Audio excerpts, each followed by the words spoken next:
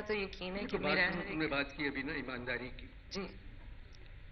कायद आज़म भी ईमानदार थे जी। 1 साल जिंदा नहीं रहे, मर गए। इमरान भी ईमानदार हैं, 3.5 साल रहे, अभी हैं। ये मुल्क जो है, ये सरजमीन जो है, जिस तरह एक मछली सारे तालाब को गंदा कर सकती है, उसी तरह एक ईमानदार पूरे मुल्क को बेईमान कर सकता है। अकेला ईमानदार कुछ नहीं कर सकता। सही। एक पूरा सिस्टम बदलना पड़ेगा।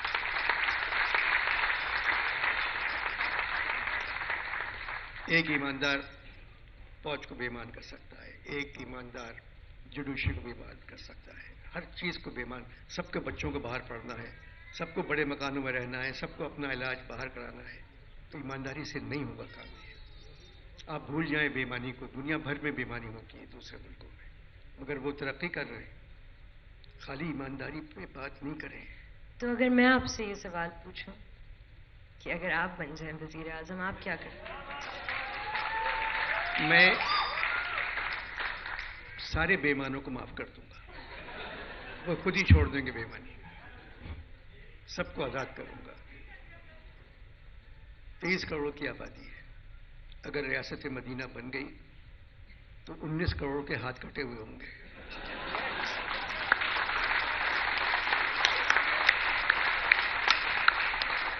बिल्कुल। पूरा मुल्क जो है यूं यूं घूमेगा तो क्या हाल है?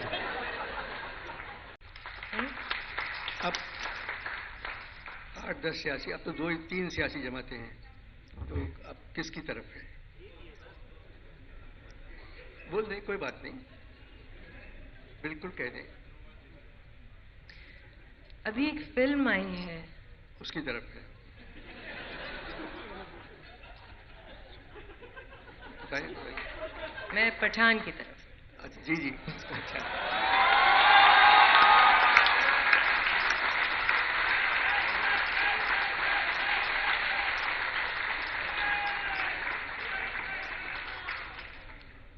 मायरा खान। सच बात यह है कि आप एक लफ्ज़ बहुत इस्तेमाल करते हैं, मैंने आपकी दूसरी भी टॉक्स देखी हैं, ईमानदारी। एक बहुत अंडररेटेड चीज़ मुझे लगता है अब इस दुनिया में है। काम से ईमानदारी, रिलेशनशिप्स के साथ ईमानदारी। मुझे लगता है कि अब हम, एटलीस्ट मैं ये देखना चाहती हूँ कि कोई ईमानदार आदमी आए, इंशाल्लाह, किसी भी पार्टी का, लेकिन ईमानदार हो। और आजकल पता नहीं, ऐसा लगता है कि जब मैं, जैसे ऑनलाइन हम अब अपनी न्यूज़ ऑनलाइन देखते हैं, इस वक्त समझ ही नहीं आ रहा कि हो क्या रहा है। आप कौन सी न्यूज़ पढ़ें, कौन सा पेपर उठाएं जिसमें कोई बात सच्ची है। मेरे 17 अकाउंट चल रहे हैं, मेरे 17 सोशल अकाउंट्स हैं नेटवर्क पे, और मेरे पास कुछ नहीं है। कुछ भी नहीं है, बिल्कुल। देखो सीरियसली, मेरे पास छोटा फोन है, छोटा, उस पर हरा दबाव तो बात हो जाती है। आपको पता है, कभी अम्मा मुझे भेजती हैं आपके कोट्स और मैं कहती हूँ अम्मा शायद ये अन्ना मामू नहीं, मगर उसमें बाजी बातें मेरी कही हुई होती हैं जी, और बाजी बातें मैं सोच भी नहीं सकता। बात तो उसमें है। मैं आपसे एक और सवाल पूछना चाहती हूँ, और ये सियासत से ही रिलेटेड है। जब पहले मैंने अपना करियर शुरू किया था तो उस वक्त ट्विटर, ये सारी चीज़ें हमारे ज़माने की हैं। थोड़ा सा एक्चुअली मेरे आने से थोड़ी देर बाद तो मैं बहुत सारी चीज़ें लिखती थी, अभी भी लिखती हूँ, लेकिन उस वक्त बहुत ज़्यादा इमोशनल होके बहुत सारी चीज़ें लिखती थी। और एक टाइम आया जब मैंने सोचा कि बस अब मैं नहीं और बोलूँगी, क्योंकि लोग गालियाँ देते हैं, लोग थ्रेटन करते हैं। आपको नहीं, सिर्फ आपके माँ बाप को गालियाँ पड़ती हैं, आपके बच्चे को थ्रेटन करते हैं, ब्लॉग्स, चैनल्स चीज़ें तोड़ मड़ोड़ के लगाते हैं। तो मुझे किसी ने कहा, एक इंडियन ही एक्टर थे, उन्होंने मुझे कहा ये क्यों तुम इतनी सारी बातें करती हो, क्या है ये? पब्लिक जो है वो तुमसे सिर्फ इंटरटेनमेंट चाहती है और कुछ नहीं, तो क्यों इस मसले में पड़ रही हो? बात यह है कि जो और लोग तनकीद करते हैं मायरा, जी, वो लोग दुनिया के सबसे बड़े डरपोक होते हैं। जो काम खुद नहीं कर सकते वो दूसरे को करते नहीं देख सकते, तो वो तनकीद करते हैं। तो लिहाजा उन पे तनकीद करने वालों पे ना जाए, अपना काम करते रहे आप। नहीं तो आप क्या, आपको लगता है कि अदाकारों को, आर्टिस्ट को चाहिए या नहीं? अगर सच है तो होना चाहिए। अगर दिल से आ रहा है तो होना चाहिए। तो मेरा मतलब है, अगर झूठ ही झूठ होता है उनमें तो कोई बात सच नहीं होती।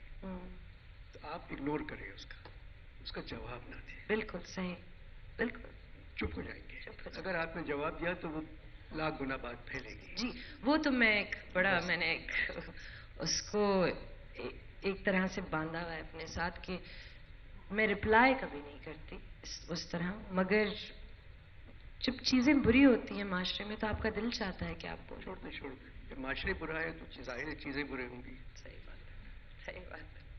अब ये बताएं, आपने कहा कि जाहिर है कि आप तहरीक इंसाफ की तरफ हैं।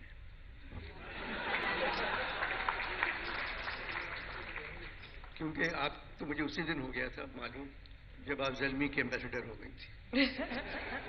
पेशावर की एम्बेसडर।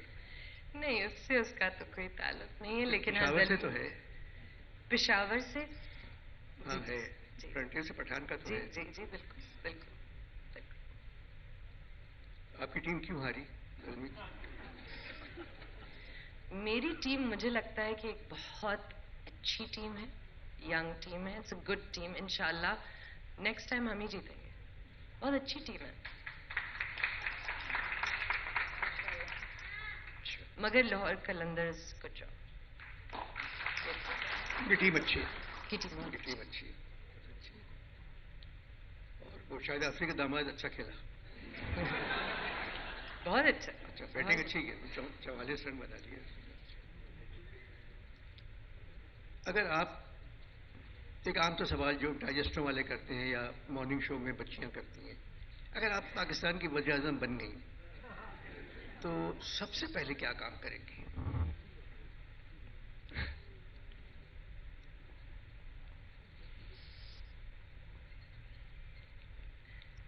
कवि साहब का एक डायलॉग था हमारी फिल्म में, कायदे आजम जिंदाबाद।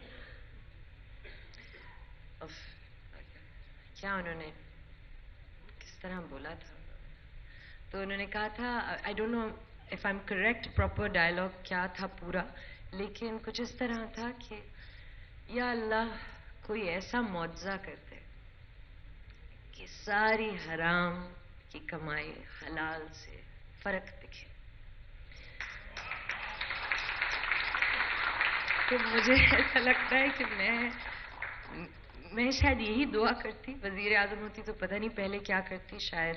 अगर ये बात करें, जी, इतनी मेहनती कमाई करके आप ये दुआ मांगती? यही दुआ मांगती। इतनी मेहनत का काम करते हैं, ये जो अदाकारी करते हैं लोग, इससे मेहनत ईमानदारी काम तो और नहीं हो सकता। बिल्कुल। तो जो लोग जी बिल्कुल, इसीलिए इसीलिए मांगती ये दुआ, क्योंकि मुझे अपने आप पे